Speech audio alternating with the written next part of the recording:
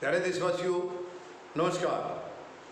आज आप सब ने सुन लिया होगा डीजल और पेट्रोल की कीमतें बढ़ गई हैं, जिसका कि पहले से अंदाज़ा था कि जिस दिन ये 5 राज्यों के चुनाव ख़त्म होंगे उसके तुरंत बाद डीजल और पेट्रोल की कीमतें बढ़ाई जाएंगी। अब देखिए, इससे कई झूठ का जो है ना पर्दाफाश होता है।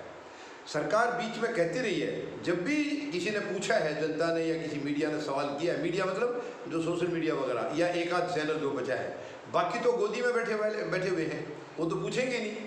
जो गोदी में बैठे हैं, जिनको गोदी मीडिया के नाम से जाना जाता है, वो कभी सवाल नहीं करेंगे सरकार से। एक दो चैनल हैं जो अपनी जिम्मेवारी जनता की तरफ समझते हैं, वो करते हैं।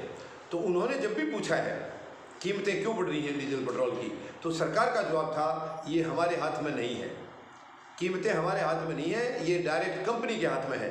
तो मैं पूछना चाहूँगा, 5 राज्यों के चुनाव हुए 1.5-2 महीने तक, 2 महीने से ज़्यादा, 2-2.5 महीने तक जो चले हैं ये प्रक्रिया, इसके दौरान कीमतें क्यों नहीं बढ़ी? क्या वो सचमुच कंपनियों के हाथ में थी? प्रधानमंत्री महोदय, कम से कम झूठ बोलनी कभी तो बंद कर दो। आप सीधे बोलो जनता को, नहीं करूँगा मैं कम। ये मत बोलो कि ये आपके हाथ में नहीं है, मत बोलो कि ये कंपनियों के हाथ में है। झूठ मत बोलो, इतनी बड़ी शोभा नहीं देता है कि देश के प्रधानमंत्री को झूठ बोलते हुए शोभा नहीं देता है। आप क्यों ऐसा बेवकूफ़ बनाते हैं जनता को? जनता मूर्ख नहीं है, पढ़ी लिखी है। वो आपकी तरह अनाड़ी नहीं है, जो आप अनाड़ी तरीके से जो मर्जी बोल देते हो, करना कुछ है नहीं, जो मर्जी बोल देते हो। आप देखते ही नहीं है ये प्रधानमंत्री की स्टेटस के लायक भी है बात या नहीं। आप किसी चीज़ को देखने से मतलब बोलने से पहले कभी देखते नहीं है, तोलते नहीं है। हमेशा किसी भी चीज़ को कहने से पहले हमें तोल लेना चाहिए, लेकिन प्रधानमंत्री महोदय ऐसा कभी नहीं करते ऐसा। और ये सच में बड़ी पीड़ा की बात है। यानी कंपनियों को क्या लेना देना था देश के चुनाव से?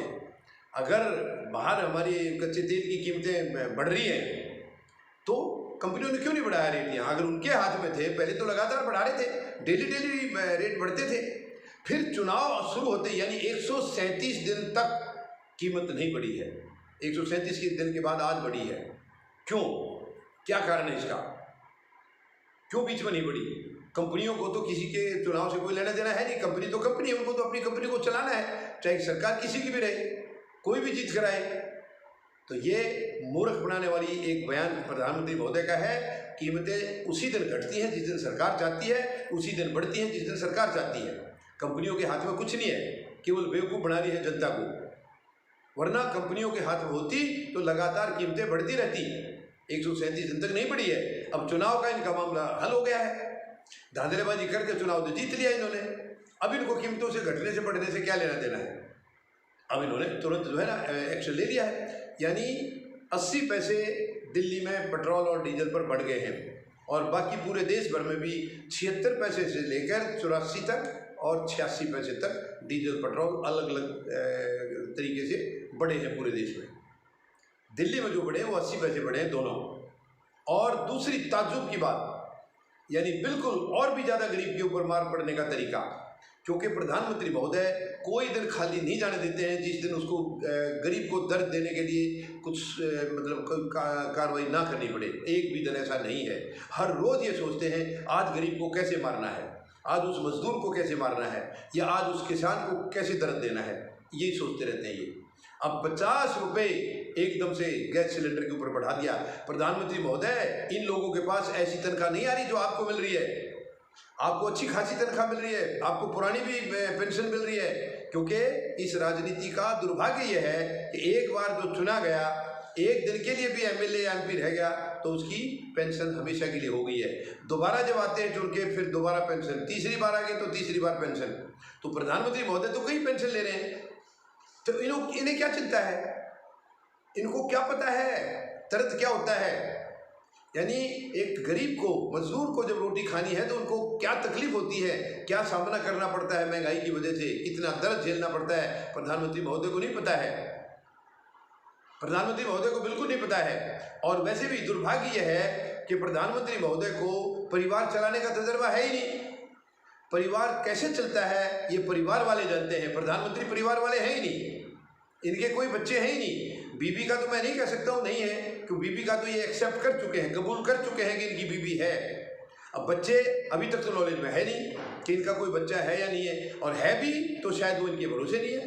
क्योंकि अभी तक इनके बच्चे के बारे में कोई खबर नहीं मिली है कि इनका कोई बच्चा भी हुआ था अभी तक या नहीं हुआ था, और है तो वो इनके पास नहीं है, वो फिर उसकी देखभाल भी करनी इनकी जिम्मेवारी नहीं है। तो इनको महंगाई से क्या पता चलेगा, कैसे पता चलेगा कि महंगाई बढ़ने से दर्द क्या होता है, एक परिवार के ऊपर क्या गुजरती है।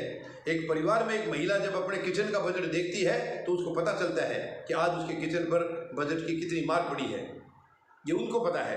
प्रधानमंत्री महोदय ने ऐसा कभी किया ही नहीं जीवन में, जिम्मेवारी कभी निभाई नहीं है, तो इनको क्या मालूम, कैसे मालूम इनको कि दर्द क्या है। इसलिए जनता का दर्द दिखता नहीं है, जो मर्जी बढ़ा। 50 रुपये एकदम से गैस के ऊपर बढ़ना, और जब भी बढ़ाए इन्होंने 50 ही बढ़ाए हैं, करीब करीब एक आध बार 25 बढ़ाए हैं, नहीं तो जब भी बढ़ाए हैं एकदम से 50 बढ़ाए हैं। ये समझते हैं कि उन गरीबों को भी शायद कहीं कहीं पेंशन मिल रही होंगी इनकी तरह, वो गरीब भी ऐसे मुफ्त में एसी में रहते होंगे जिनका बिल भरना ही नहीं है, वो गरीब भी शायद इसी तरीके से फ्री की रोटी खाते होंगे, तो बढ़ा दो जितना मर्जी, रोटी तो उसको मिल ही जाएंगी।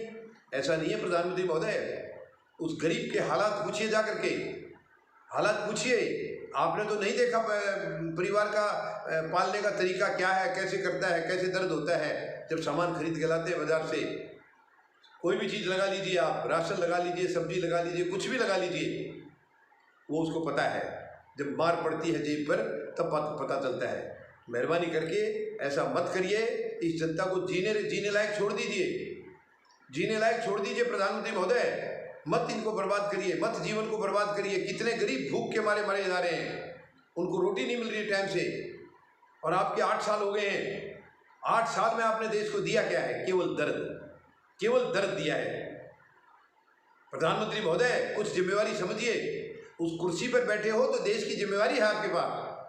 आपके पास केवल खुद की, अपनी पार्टी की या अपने चहेते उद्योग घरानों की जिम्मेवारी नहीं है, 140 करोड़ लोगों की जिम्मेवारी आपके पास है। आप उनका भी सोचिए जरा, उनका भी ख्याल करिए कि वो कैसे जी रहे हैं, किस तरीके से उनका गुजारा हो रहा है, उसकी चिंता करिए। सच में ये देश का दुर्भाग्य है कि ऐसे मतलब बिल्कुल गैर जिम्मेदारी टाइप की एक पार्टी और गैर जिम्मेदारी सरकार और गैर जिम्मेदार प्रधानमंत्री महोदय इस देश की शासन, इसके ऊपर शासन कर रहे हैं। ये सच में हमारे लिए शायद वो बहुत ही बुरा दिन था जिस दिन ये सरकार चुन के आई थी। नहीं मालूम था किसी को कि ये क्या देगी हमको। इन्होंने तो कहा था अच्छे दिन देंगे, और आज जनता इनसे बुरे दिन मांग रही है वापस, जो इन्होंने छीन लिए। जो बुरे दिन इन्होंने छीन करके ये अच्छे दिन दिए हैं, जो आज जनता मर रही है, तड़प रही है। अब जनता कह रही है कि ये वापस ले लीजिए और हमारे वो पुराने वाले दिन वापस दे दिए। बहुत ही शर्म की बात है, बहुत ही दुख की बात है। यानी आज देश के अंदर कैसे शासन चला जा रहा है, ये हैरानी की बात है। कोई जिम्मेवारी नहीं है, सब धांधलेबाजी, सब मनमानी, जो दिल में आता है वही कर देते हैं, वही इनके मंत्री बोल देंगे, वही प्रधानमंत्री बोल देंगे, जिम्मेवारी किसी की है ही नहीं। उम्मीद है प्रधानमंत्री महोदय अपने अंदर झांकेंगे, अपने अंदर झांकेंगे और जनता के दर्द को महसूस करेंगे, महसूस करके कुछ उनकी शांति के लिए, कुछ उनको सुख देने के लिए, कुछ शायद अपनी अंतरात्मा की आवाज़ को सुनेंगे। धन्यवाद। जय जवान, जय किसान, जय हिंद।